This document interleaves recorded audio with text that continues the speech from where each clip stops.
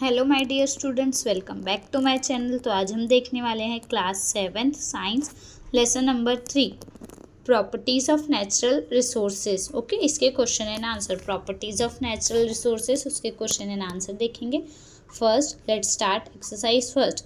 Fill in the blanks with the appropriate term. Blanks fill करना है आपको। यहाँ पे ऑप्शन गिवन है, उसमें से A the capacity of air to hold moisture depends upon the dash of the air. क्या बोल रहे हैं, जो एयर की कैपेसिटी है, द कैपेसिटी ऑफ एयर जो मॉइस्चर होल्ड करके रखता है, मॉइस्चर को पकड़ कर रखता है, वो किस पे डिपेंड करती है?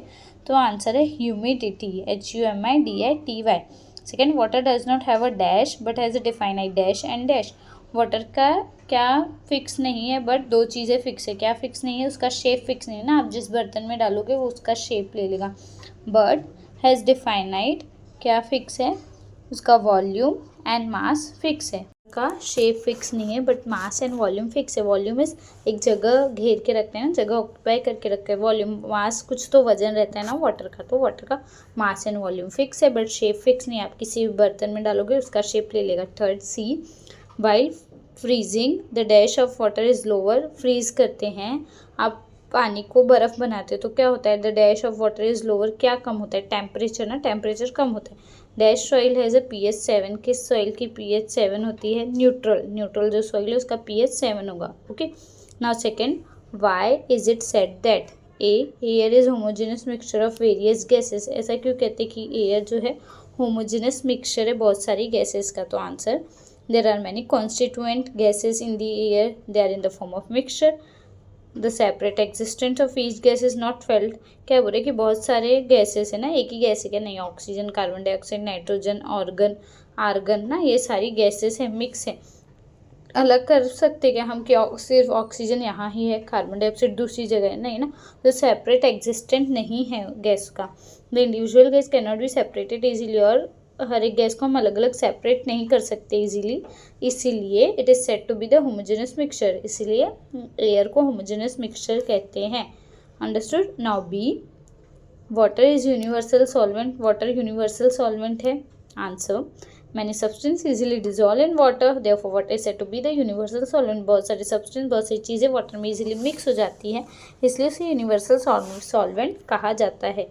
See is there is no alternative to water for cleaning purpose. और कोई अल्टरनेटिव नहीं है क्लीनिंग पर्पज़ के लिए, मतलब हम साफ़ सफाई करनी है तो वाटर का ही यूज़ करते हैं या कुछ और भी यूज़ कर सकते हैं? तो answer, many substance can dissolve in water, therefore for bathing, cleaning utensils and washing clothes water become a very useful solvent. See, बहुत सारे सब्सटेंस वाटर में डिजॉल्व होते हैं, इसीलिए बहुत सारी चीज़ें पानी में मिल जाती है, इसलिए बाथिंग, नहाने के लिए, साफ़ सफाई करने के लिए, बर्तन धोने के लिए, कपड़े धोने के लिए वाटर एक यूजफुल सॉल्वेंट है। और वो चीप है, इजीली अवेलेबल है, remedy for cleaning purpose, therefore it is said that there is no alternative to water for cleaning purpose. बहुत सस्ता है और इजीली मिल जाता है, इसलिए और कोई अल्टरनेटिव हमने ढूंढा नहीं, और इतना इजीली मिलेगा भी नहीं हमें क्लीनिंग पर्पस के लिए, बाथिंग के लिए और भी काम के लिए। Okay, now third, what will happen if, क्या होगा अगर the amount of water vapor in the air increase, water vapor का amount air में increase हो जाएगा तो क्या होगा? Answer, when the amount of water vapor increase in the air the humidity rises, the air become humid। क्या होगा? जब वाटर वेपर का अमाउंट इंक्रीज होगा मतलब क्या होगा? ह्यूमिडिटी बढ़ जाएगी ना, नमी बढ़ जाएगी। वाटर वेपर है मतलब पानी ही है ना, भाप के फॉर्म में, मतलब ह्यूमिडिटी, नमी बढ़ जाएगी ना, द एयर बिकम ह्यूमिड, और एयर ह्यूमिड हो जाएगी। ओके, नाउ बी, क्या बोल रहा है? Only one crop is grown repeatedly in the soil. एक ही क्रॉप को ग्रो करना चाहिए रिपीटेडली सॉइल में।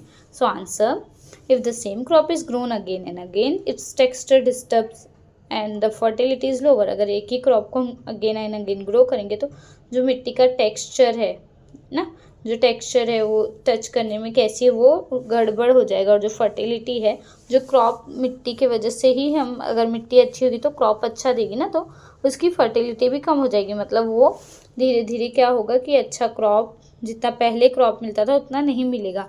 The soil does not support the cultivation, the crop will not give proper yield. और सॉइल सपोर्ट नहीं करेगी, कल्टिवेशन, खेती को सपोर्ट नहीं करेगी, इसलिए हमें प्रॉपर कल्टिवेशन, प्रॉपर क्रॉप्स भी नहीं मिलेंगे। Understood?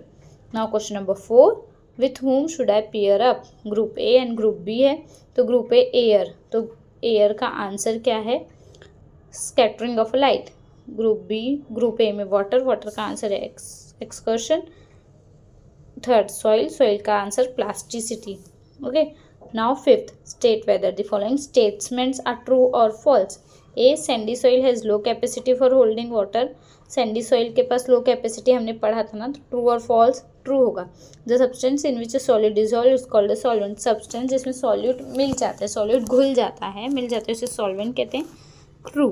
The pressure exert by air is called atmospheric pressure. जो एयर का प्रेशर, जो एयर प्रेशर देता है उसे एटमॉस्फेरिक प्रेशर कहते हैं। तो this is also true. Okay, now sixth, explain the picture in your own words. See, आपको ए और बी दो पिक्चर है, ए में वाटर है यहाँ पर, फिर बी में आइस है, तो आपको ये एक्सप्लेन करना है। ओके, सो क्वेश्चन नंबर 6 का answer, first point, in a figure A water is seen in the surface over a land surface, this water is in a liquid form. See, A में water दिख रहा है, water liquid form में है। In figure B the same water is converted into solid ice, और B में वो ice के फॉर्म में है। ए में वाटर फॉर्म है, बी में आइस फॉर्म है। As the temperature is decreasing the water is freezing. Temperature जैसे जैसे कम होगा वाटर फ्रीज होते जाएगा ना, बर्फ होते जाएगा। Since there is ice formation that means the temperature is less than 4 degree, और वहाँ पे आइस फॉर्मेशन है, इसलिए हम ये कह सकते हैं ना कि टेम्परेचर 4 डिग्री से लेस है, कम है, इसलिए आइस फॉर्म हुआ। Okay, now question number 7 and last question है हमारा, right answer to the following question in your own words. आपको क्वेश्चन दिए हुए हैं, उसके आंसर आपके ओन वर्ड्स में लिखना है। A, how is light scattered by the air. Light कैसे स्कैटर्ड होती है एयर में, तो इसका आंसर क्या होगा। First A, answer A, first, air consist of mixture of very fine particle of some gases, dust, smoke and moisture. ना, air में मिक्सचर है ना, पार्टिकल्स का, गैसेस है, डस्ट है, स्मोक है, मॉइस्चर है। When the light fall on the minute particle, जब लाइट पार्टिकल्स में आती है, उन छोटे से पार्टिकल में गिरती है लाइट, प्रेजेंट जो एयर में प्रेजेंट है, this particle spread the light in the all direction. वो पार्टिकल्स क्या करते हैं, लाइट को सारे डायरेक्शन में स्प्रेड कर देते, फैला देते हैं। ओके, नाउ बी क्वेश्चन क्या है, explain the various properties of water.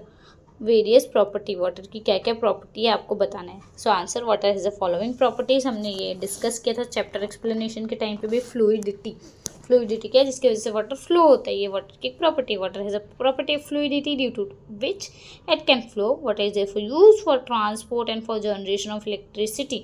C, fluidity है, फ्लूइडिटी मतलब जिसकी वजह से वो फ्लो होता है, और उस फ्लो फ्लूइडिटी के वजह से ही हम वाटर का यूज़ ट्रांसपोर्ट भी करते हैं और इलेक्ट्रिसिटी जनरेट करने में करते हैं। सेकंड, कूलेंट, कूलेंट प्रॉपर्टी मतलब ठंडी property. It can cool the heated equipment, cool कर देता है जो हीटेड गर्म इक्विपमेंट है, तो इसलिए कार के इंजन में भी डालते हैं ताकि इंजन को थोड़ी ठंडी मिले ना, चल चल के गर्म हो जाते हैं। थर्ड, यूनिवर्सल सॉल्वेंट है, almost all the things dissolve in water hence called universal, मतलब सारी चीज़ें, ऑलमोस्ट, सब नहीं कह सकते बट ऑलमोस्ट सारी चीज़ें मिक्स हो जाती है, इसलिए हम यूनिवर्सल सॉल्वेंट कहते हैं। Fourth, ability to perform body function, water take part in different biochemical reactions taking place in the body. See, हमारे बॉडी फंक्शन में भी बहुत इंपॉर्टेंट रोल प्ले करता है वाटर। अगर हम वाटर ड्रिंक नहीं करेंगे तो क्या होगा, पानी की कमी होगी, हमारे बॉडी को हार्म होगा, बीमार हो सकते हैं, हमारी जान भी जा सकती है। तो अंदर जो हमारे बॉडी के रिएक्शन होता है उसमें एक इम्पॉर्टेंट रोल प्ले करता है water. Fifth, cleaning abilities, cleaning ability भी है, मतलब क्लीनिंग में भी बहुत यूज़ है वाटर का। Water can clean almost everything this is use in our day to day life. Okay, almost सारी चीज़ों को क्लीन कर देता है, इसलिए हम डे टू डे लाइफ में वाटर का यूज़ करते हैं। Now see, why is the density of sea water more than that of a rain water. क्या बोल रहे हैं, जो सी वाटर इसकी डेंसिटी ज़्यादा क्यों होती compare to rain water. So answer, there are many dissolve salts in the sea water, therefore the density of sea water is more than the rain water. सी, बहुत सारे सी वाटर में क्या रहेंगे, डिजोल्व सॉल्ट रहेंगे, dissolve salt रहेंगे तो water का मास भी ज़्यादा रहेगा, मास ज़्यादा रहेगा, डेंसिटी भी ज़्यादा रहेगी। तो डेंसिटी ज़्यादा है, मास भी ज़्यादा है, तो डेंसिटी इसलिए सी वाटर की कम है, और रेन वाटर में सॉल्ट नहीं होते इसलिए इनकी डेंसिटी कम होती है।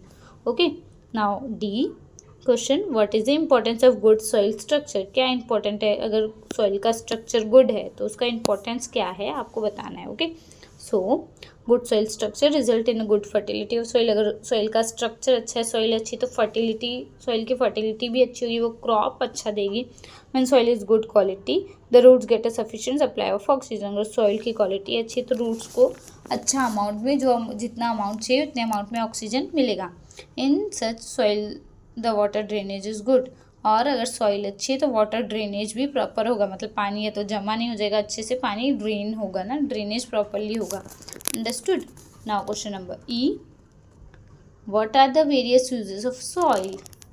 क्या यूज है सॉइल का बताना है, वेरियस यूजेस एक्सप्लेन करना है। So answer, plant various uses of soils, बहुत सारे यूज है। First, plant conservation, soil help plants to grow, plants को ग्रो करने में हेल्प करता है। Water conservation, soil has water holding capacity, therefore water is available to us through out the year. Soil के पास water holding capacity है तो वो water को होल्ड करके रखता है, जिसकी वजह से सॉइल इरोजन भी नहीं होता है और प्लांट्स को वाटर मिलता है, और बिकॉज ऑफ दैट हमें थ्रू आउट द ईयर पानी मिलता है, वाटर होल्डिंग के वजह से ही।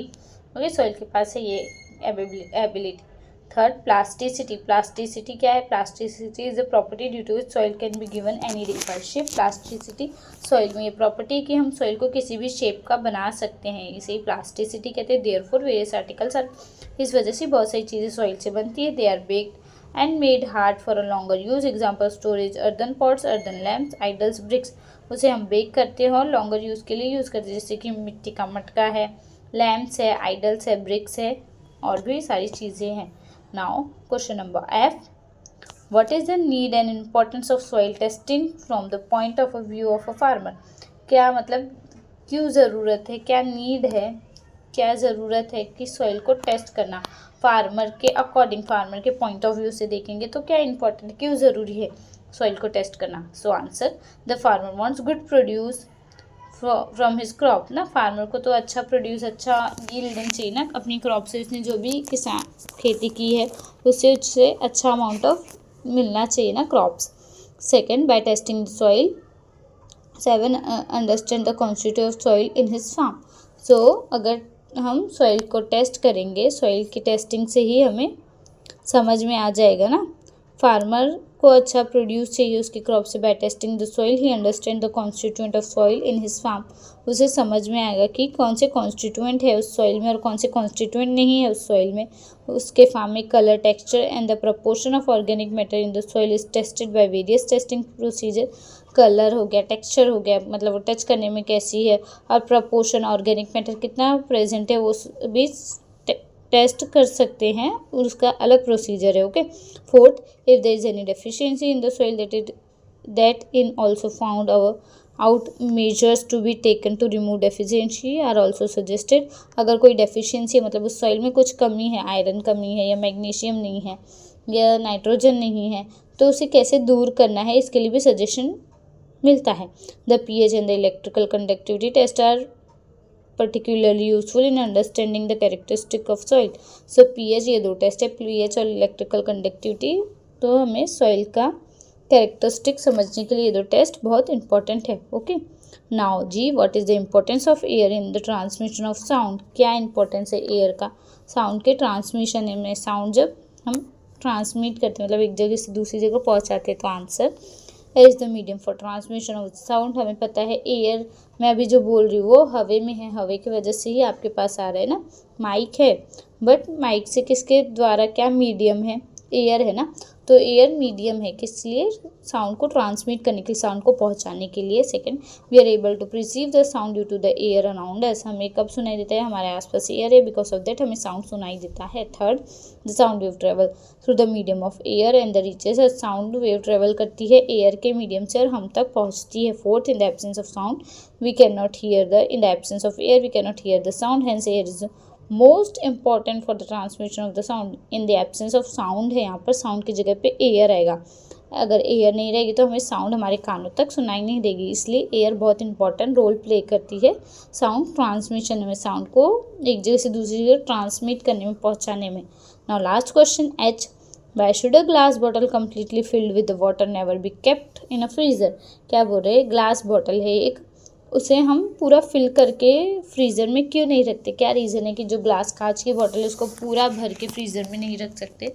तो answer, first, due to anomalous expansion of water it expands while getting frozen ना, वाटर का एनोमलस बिहेवियर की वजह से जब हम उसे फ्रीज में रखेंगे तो वो एक्सपांड होगा, वो बढ़ेगा ना, एक्सपांड होगा, साइज थोड़ा बढ़ेगा। Second, when the temperature goes below 4 degree the density of water start decreasing and at the same time the volume increase.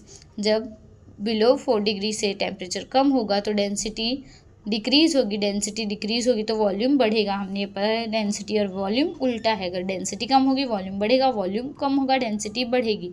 Okay, तो डेंसिटी कम होगी ना, डेंसिटी कम होगी तो वॉल्यूम बढ़ेगा। Third, the temperature in the freezer is always less than 4 degree the cause expansion of water due to its expansion the bottle may burst. See temperature जो freezer में वो 4 degree से कम ही रहता है, तो उससे क्या होगा, एक्सपांशन होगा, एक्सपांशन होगा तो वो कांच की बॉटल है वो फूट सकती है ना। Fourth, the bottle is made up of glass, the broken glass piece may cause harm. Bottle glass की है तो ग्लास हार्म करेगी, फूट जाएगी, तो therefore the glass bottle should not be kept in a freezer after completely filling them. इसीलिए glass bottle को एकदम पूरा फिल करके फ्रीजर में नहीं रखना चाहिए। अगर आपको रखना है फ्रीजर में तो उसे थोड़ा सा एम्प्टी रहने दो, हाफ से थोड़ा ज़्यादा ही भरो, एकदम हाफ भी नहीं, एकदम फुल नहीं ही भरना है, हाफ से थोड़ा ज़्यादा ही भरो। ओके, तो यहाँ पर इस चैप्टर के क्वेश्चन एंड आंसर का एक्सप्लेनेशन खत्म होता है। अगर आपको वीडियो अच्छी लगी, वीडियो यूजफुल लगी तो प्लीज़ बच्चों वीडियो को लाइक, चैनल को सब्सक्राइब और अपने दोस्तों के साथ ज़रूर शेयर करो। तो मिलते हैं नेक्स्ट वीडियो में, तब तक के लिए बाय बाय, टेक केयर बच्चों।